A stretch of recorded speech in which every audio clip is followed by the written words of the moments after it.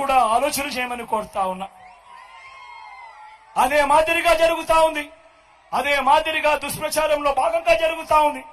Land titling act విషయంలో కూడా ఇదే మాదిరిగా జరుగుతా ఉంది.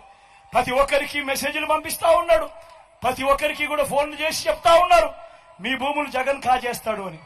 అయ్యా చంద్రబాబు, జగన్ ఎలాంటి వాడో నీకు తెలియదేమో, కానీ ఈ రాష్ట్రంలో ఉన్న ప్రతి పేదకు తెలుసు జగన్ ఎలాంటి వాడో అని చెప్పి ఈ సందర్భంగా చెప్తా ఉన్నా. జగన్ భూములు ఇచ్చేవాడే కానీ జగన్ భూములు లాక్కునేవాడు కాదు నీ మాదిరిగా అని చెప్తా ఉన్నాడు. ఈరోజు అసలు ల్యాండ్ టైటిలింగ్ యాక్ట్ అంటే ఏమో చంద్రబాబు నాయుడు గారికి తెలుసా అని అడుగుతా ఉన్నాడు మీ జగన్.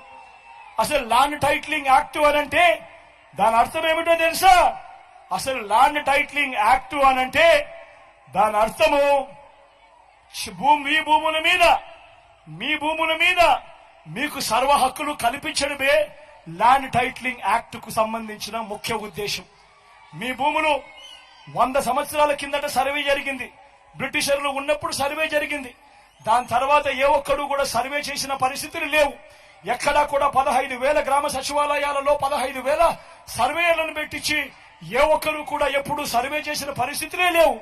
ఆ పరిస్థితులు లేక భూములన్నీ కూడా సబ్ డివిజన్ జరక్క, భూముల కొలతలన్నీ కూడా సరిగ్గా లేక అమ్ముకునేదానికి కొనేదానికి ఇబ్బందులు పడతా ఉన్న పరిస్థితులలో ప్రజలందరూ కూడా కోట్ల చుట్టూ తిరుగుతూ, రెవెన్యూ అధికారుల చుట్టూ తిరుగుతూ వాళ్లకు డబ్బులు ఇచ్చుకుంటూ ఇబ్బందులు పడతా ఉన్నారు అని చెప్పి ఈ పరిస్థితిని మార్చాలి అని ప్రతి ఒక్కరి భూమి మీద కూడా వాళ్లకు సంపూర్ణ హక్కులు ఇవ్వాలి అని మొట్టమొదటిసారిగా 100 సంవత్సరాల కింద జరిగిన సర్వేను మళ్లీ రీసర్వే ప్రతి గ్రామంలోనూ చేయించి వాళ్ళ భూముల మీద సర్వ హక్కులు వాళ్ళకి ఇచ్చేదానికి బౌండరీస్ నాటిచ్చి రికార్డ్స్ అన్ని అప్డేట్ చేసి ఆ పత్రాలన్నీ కూడా రిజిస్ట్రేషన్ చేసి మళ్లీ ఆ రైతన్నలకు వాళ్ళకే ఇచ్చే కార్యక్రమం జరుగుతా ఉంది అంటే ఇంత గొప్ప కార్యక్రమానికి చేతనైతే మద్దతు పలకాలి కానీ దాని మీద కూడా లేనిపోని దుష్ప్రచారాలు ఇవాళ జరుగుతా ఉన్నాయి.